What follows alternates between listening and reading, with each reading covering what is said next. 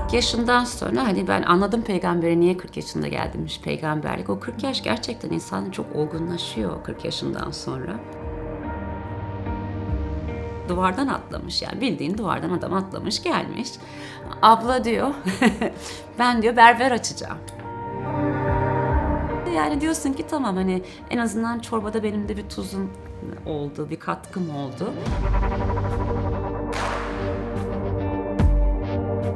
Yetişemedim. Yetişemedim maalesef hastaneye. Yani morgda gördüm babamı. Evet o çok acıydı.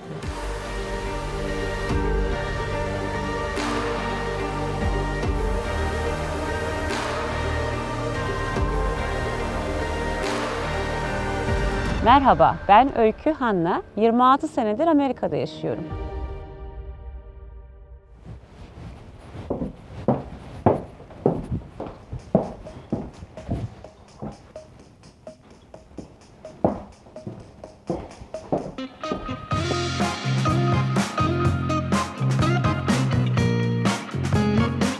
Soyadım benim eski eşimden. Eski eşimin Hanna soyadıydı. Aslında İrlanda kökenli bir soyadı ama Meryem'in annesinin adı Hanna olduğu için Arap camiasında çok seviyorlar benim soyadımı. O yüzden hani boşandıktan sonra da artık ismim çok markalaştığı için artık ben Öykü Hanna kalacağım.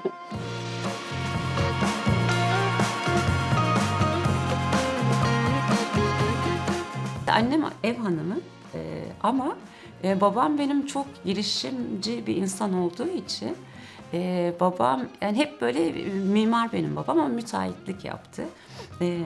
Ama hep böyle bir atıyorum işte deterjan fabrikası yok bilmem ne hep böyle bir side işle hep böyle bir yan işleri oldu. Hep de onları da annem götürdü tabii öyle olduğu için. Benim hep hayatım inşaatlarda şantiyeler bir de böyle dernek işlerinde geçti. Yine bir şekilde oraya geldim ben.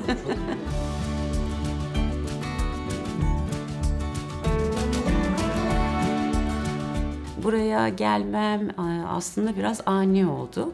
İlk başta üniversite okumak için geldim. George Washington Üniversitesi'ni zaten istiyordum, düşünüyordum. Benim ailem, babam Diyarbakırlı, annem doğma büyüme İstanbullu. Fakat ben İzmir'de büyüdüm çünkü babam 80'lerde İzmir'e göçmüş. O yüzden İzmir benim için çok özel bir yeri vardır.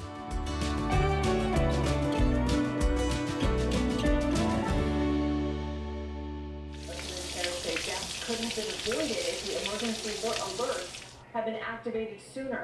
Officials say several people remain missing after the floods. Substantial snowfall has already been reported, closing hundreds of schools across the state. Forecasters predict some areas could receive an additional 10 to 20 inches as the storm pushes across the eastern plains. Several major roadways. George Washington'dan Uluslararası İşletme International Business okudum. Tabii çok bir kültür şoku oldu o. Geldim insanlar bir değişikti. Elinde 2 tane bavulla iniyorsun. Hiç dilini bilmiyorsun, kültürünü bilmediğin bir yerde tek başına bir şekilde bir savaş veriyorsun.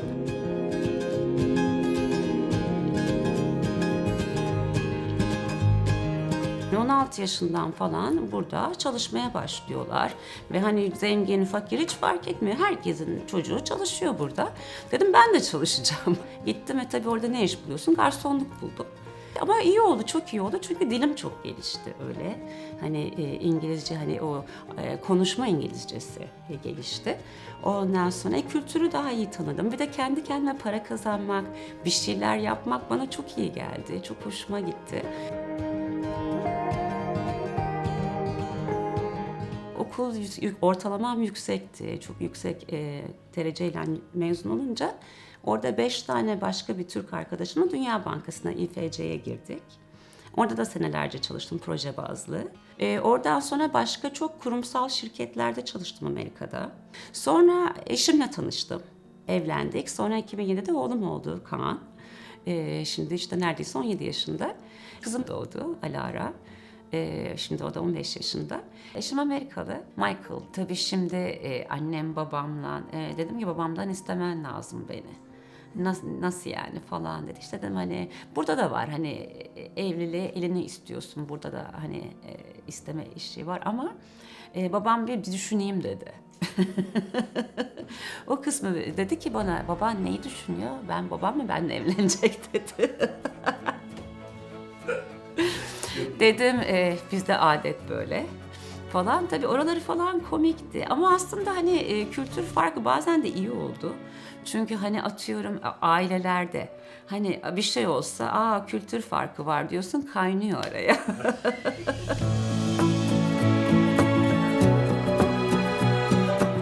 Yani tabii ister istemez hani Amerikalı bir takım şeyleri oluyor, sana batıyor, sana uymuyor. Ama iyi tarafları da oluyor. Amerikalı erkekler çok yardım ediyor ev işlerinde şeyde. Hani Türkiye göre biraz farklılar. Yani hani bir iş bölümü var. Hani sen çocuk doğurdun diye o çocuk sana hani bir tek senin üstünde değil. Yani o da yardım ediyor daha şey. Bilmiyorum artık belki Türkiye değişmiştir hani yeni insanlar nasıl bilmiyorum ama eskiden hani benim gördüğüm çok ataerkil bir aile yapısı var Türkiye'nin. Burada daha farklı tabii, daha eşit iş bölümü var. O güzel bir şey. En büyük problem temizlikteydi bana yani. Hani ayakkabıyla giriyor çıkıyor falan böyle. Hani ilk ben çok Türktüm o zamanlar. Hani oradan bir böyle Allah yatağa oturma kıyafetinle falan böyle ben bir adamı hoplattım. Amerikalılarda sevdiğim yani burada işçilik çok pahalı olduğu için yani çoğu Amerikalı böyle elinden bayağı bir iş geliyor. Yani hani böyle çoğu atıyorum hani tamirat işlerinde yani çoğunun elinden araba tamiri, o tamir, bu tamir. Yani ben o konuda çok şanslıydım. Yani bayağı bir her şey yapabiliyordu.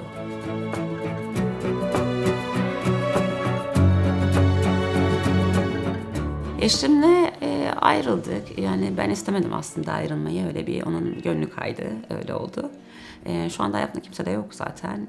Vaktim de yok açıkçası.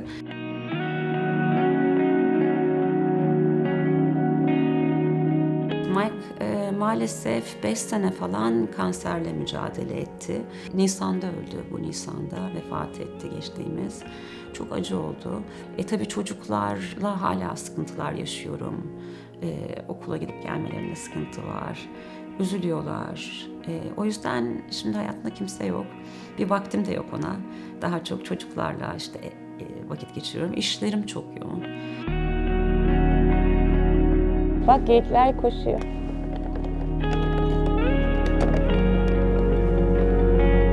Böyle bir New York maceramız da oldu 1-2 sene.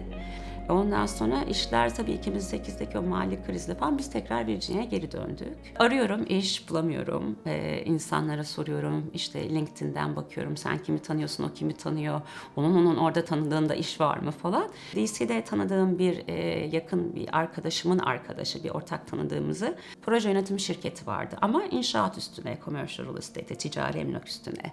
Gel görüşelim dedi. Benim emlak şeyim böyle başladı.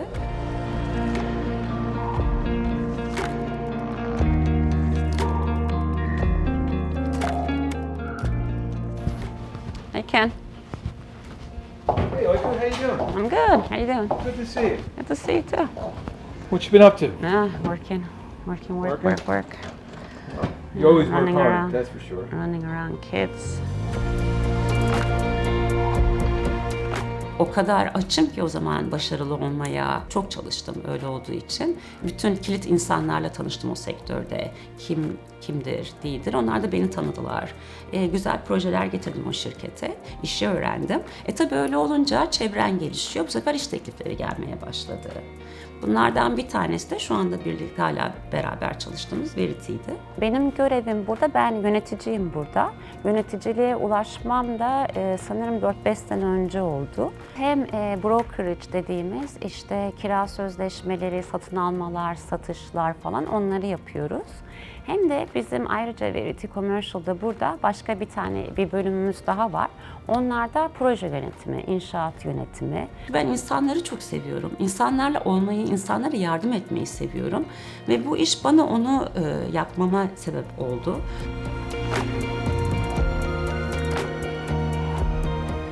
Ev alırken belirli başlı işte kullanabileceğin birkaç tane değişik loan şekli var, o kadar. Ama commercial'da, ticari emlakta çok farklı. Yani restoranı farklı, deposu farklı, ofisi farklı, hepsinin kira sözleşmeleri, terimleri, her şeyi farklı. Hele özellikle böyle komplike olan restoran falan gibi şeylerde atıyorum mesela oraya girerken klima. O klimanın yaşı, o klima ne kadar daha çalışacak orada? Onun sorumluluğu kimde? Böyle şeyleri başından onların pazarlığını yapman gerekiyor. Ben görüyorum bazen. Mesela başkasıyla bir şey yapmışlar, geliyorlar, kira sözleşmesine bakıyorum. Hani hiçbir şey onlara yani bakılmamış, yapılmamış. Sorun çıkıyor ondan sonra. Mesela o bir tane klimayı değiştirmek en az 30-50 bin dolar falan tutar yani şu an. Yani hani böyle bir şeyi bildiğin zaman oraya bir kelime ekliyorsun o sözleşmeye. O bir anda başkasının sorumluluğu oluyor. Hani bu bir tane örnek. Bunun gibi çok örnek var. Babam rahmetli oldu maalesef 2013'te babamı kaybettim. Evet tabii gurbette yaşamanın sıkıntısı o. Öyle çok fazla görüşemiyorsun ister istemez. Hani ilişkiler daha mesafe var aranızda. Her dakika birlikte olunmuyor. O acı oldu. Çok zor oldu babamı kaybetmek tabii. Yani insan bu dünyaya anne babayla geliyor. Böyle kaç yaşında olursan ol çok zor bir şey onu kaybetmek. Yetişemedim maalesef hastaneye. Yani morgda gördüm babamı. Evet o çok acıydı.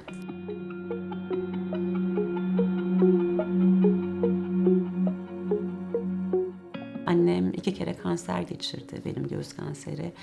İkisinde de ilkinde söylemedi. Kendi kendine halletti. İkincisinde tabii hep yanındaydım. Kaç kere gittim ameliyatında Türkiye'de yanındaydım ama zor. Yani hani oradan oraya hani Covid de çok zordu. Ya onlar falan tabii yani Amerika'da yaşamak hani insanlar Amerika diyorlar ama burası zor, çok zor. Yani şurada tutunabilmek, bir şeylere gelebilmek. Şimdi bakıyorlar senin Instagram'dan böyle geziyorsun. Orada seyahat, burada Hani ama oraya gelene kadar gerçekten çok zorlu yollardan geçiyorsun. Yani geçmiyorum diyen yoktur bence.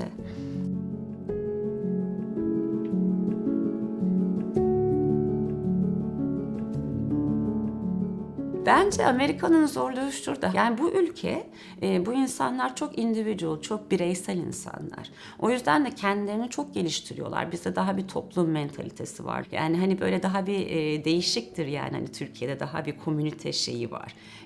Burada o yok. Asansöre bin, 20 saniye şöyle in çık. İnsanlarla küçük konuşmalar yap. İşte nasılsın bugün, hava nasıl falan gibi. Çünkü o bile hani seni psikolojik olarak iyi hissettiriyor. Şimdi ben buna gülüyorum yani. Türkiye'de buna gerek yok ki. Ben ikinci annem kanser olduğunda Türkiye'ye gittiğimde normalde annem araba gönderiyor, aldırıyor havaalanında. Annem hastanedeydi. Öyle olunca dayımların evinde kalıyordu. Kendi evinde değil yengem yardımcı oluyordu hasta diye. Altlarında da tekel bayi var. Annem dedi ki orada Yılmaz'a söyle dedi taksiyi ödeyiverir senin üstünde Türk parası yoktur şimdi dedi. Şimdi ben gülüyorum. Yani büyük şehirde sen diyorsun ki beni hiç tanımıyor beni yani Yılmaz beni hayatında görmedi. Ve ben gideceğim Yılmaz'a benim taksimi ödeyecek. Yani ben burada şuradaki Safeway beni 15 senedir tanıyor belki de. Ama gidip de benim taksimi ödetemem ben onlara. Yani fark burada.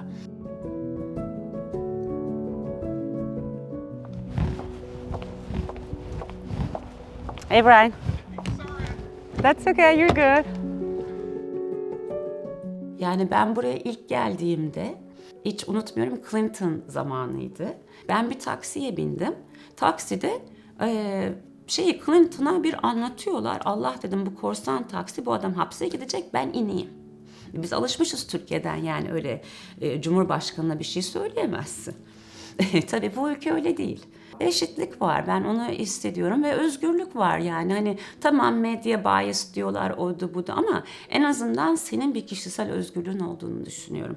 Ben Türkiye'de bunun olduğuna inanmıyorum maalesef. Bir de ben burada en çok şeyi sevdim. Yani Türkiye'de kalburüstü bir aileden geliyorsan yani çok sana kapılar açılıyor. Ve bana bu batıyor. Yani beni bu her zaman çok rahatsız etti. Babamdan zengin doğdum diye ben niye başkasından üstün oluyorum?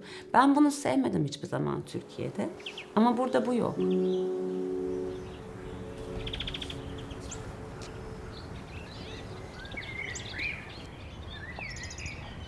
Bunlar patlıcanlarım gördüğünüz gibi. Burada kale var. Kale ektim. Bunlar şu kale. Bunları yiyoruz.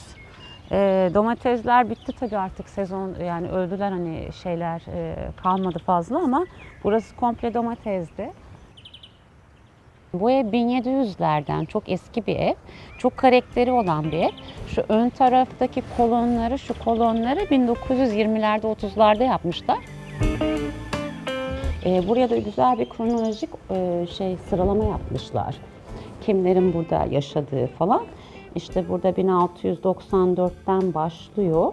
1694'ten ta şeye kadar kendimi eklemem lazım benim. Değişik. Mesela Türkiye'de çok kurumsallaşmış, çok büyük firmalar burada Amerikan pazarına girmek istiyorlar. İlla burası olmak zorunda değil, Texas olur, orası olur, burası. Onlarla çalışıyorum. Bunlar büyük şirketler, bunların hani maddi güçleri de iyi. Bir de küçükler var. Bir de mesela atlamış, duvardan atlamış yani bildiğin duvardan adam atlamış gelmiş. Abla diyor, ben diyor berber açacağım. Bulmuş da bir yer, burayı satın alacağım. Ama şimdi ona tabii mal sahibine o deviri kabul ettirmen için belirli de bir şeyler lazım. Onlar yok. Ona oturuyorsun mesela, business plan yazıyorum ben ona. Yazı veriyorum, ne olacak yani hani bir paragraflık bir şey hani. Yani ama mesela bana onlar çok büyük keyif veriyor. Çünkü o insanın o işi açabilmesi, orada çalışabilmesi, hani onu yapması yani diyorsun ki tamam hani en azından çorbada benim de bir tuzum oldu, bir katkım oldu. Kendini iyi hissettiriyor onlar bana. Benim büyük işlerim esas satışlarda oluyor.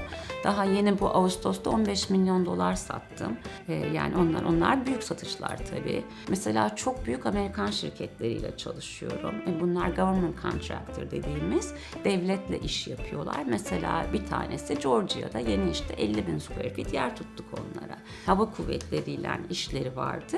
Orada o yüzden onlara 5000 metrekare depo lazım oldu. Onlarla ben burada hep çalıştığım için işte hadi Öykü diyorlar bize bunu bul, şunu bul. Onların Hawaii'de bir ofisi vardı mesela, onları yeniledim. Kaliforniya'da işleri vardı. Yani hani bu eyaletten de çıktım başka Amerika çapında. Bütün eyaletler değil ama birçok eyalette iş yaptım.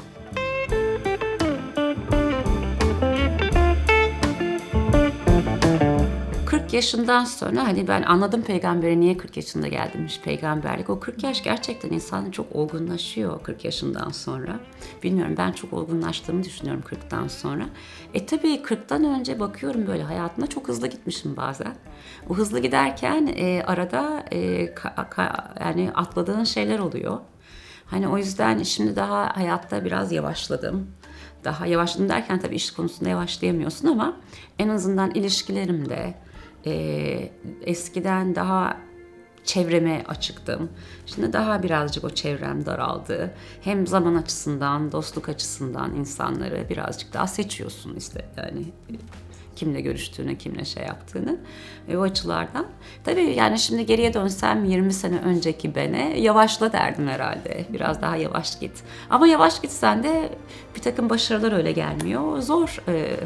Her şeyin bir şeyi var hayatta. Neyi yapsan karşı taraftan başka bir şey gidiyor. Yani her şeyin bir karşılığı var. Dengeler.